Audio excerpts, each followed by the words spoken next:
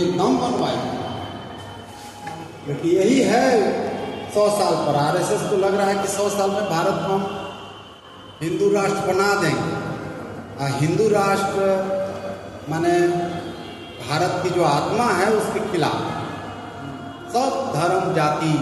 हिंदू राष्ट्र मतलब भारत विरोधी राष्ट्र, उसका ये मतलब। इसलिए गांधी जी को बचाना बहुत, गांधी जी से बहुत मतभेद था। किनका? अभी नाम लिए स्वामी सहजानंद सरस्वती का बहुत मतभेद। आप उनका मेरा जीवन संघर्ष उठा के पढ़िए, बहुत झगड़ा है। क्योंकि गांधी जी का कहना था कि अंग्रेज से लड़ना है, आपस में मत लड़िए। कि स्वामी जी कहते थे कि अंग्रेज टिका हुआ है जमींदार पर, जमींदारी को खत्म कीजिए, अंग्रेज खत्म हो जाए। ये सब झगड़ा था। लेकिन जब गांधी जी की हत्या हुई तो आप जाइएगा बिहटा में स्वामी सहजानंद सरस्वती का आश्रम में स्वामी जी का बयान है। जिस दिन हत्या हुई उसके अगले दिन उसको बोला कि he was the father of new India, the born rebel. और उसमें बोला है कि स्वामी जी बोले कि अगर आप भारतीय हैं और अगर सांप्रदायिक शक्तियों को जो कैंसर है भारत के लिए, इसको जब तक निर्मूल नहीं कीजिएगा तब तक आपको भारत के रूप में चैन नहीं। इतना मतभेद था, लेकिन इतना ऊंचाई से बात। हमसे आपसे झगड़ा होगा लेकिन आपका महत्व तो जानेंगे ना। सुभाष चंद्र बोस का कितना मतभेद था, गांधी जी के चलते हटाए गए, लेकिन आजाद हिंद फौज बनाए तो किसके नाम पर रख गए? गांधी ब्रिगेड। राष्ट्रपिता उनको कौन बोला?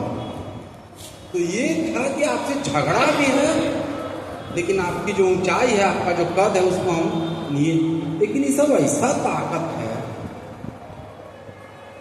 अंतिम बात ये कहना है कि दुख की बात यह है कि महात्मा गांधी पर अच्छी जीवनी कोई भारतीय नहीं लिखा। आपको नाम में सबसे अच्छा जीवनी कौन लिखा? Louis Michel. हम जब पढ़े तो जीवनी शुरू होता है फ्रांस से, यहाँ से नहीं, भारत से नहीं। ये फ्रांस में एक आदमी है, वो खबर सुनता है गांधी जी की हत्या हो गई, तो कहता है कि हम तो गांधी जी से कभी मिले नहीं, लेकिन लगता है कि हमारे परिवार का कोई आदमी मर गया। ये लगता है। कहाँ? फ्रांस में। वहाँ से जीवनी शुरू कर। तो ठीक ही बोले ओम प्रकाश जी कि बुद्ध के बाद उतना बड़ा आदमी भारत में कोई नहीं हुआ। और एक लोग धार्मिक लोग कहते हैं कि राम के बाद उतना बड़ा आदमी है। तो गांधी जी जब अफ्रीका आए, 1 साल पहले पूरा भारत तीसरे दर्जे के डब्बे में घूमे भारत को जानने के लिए।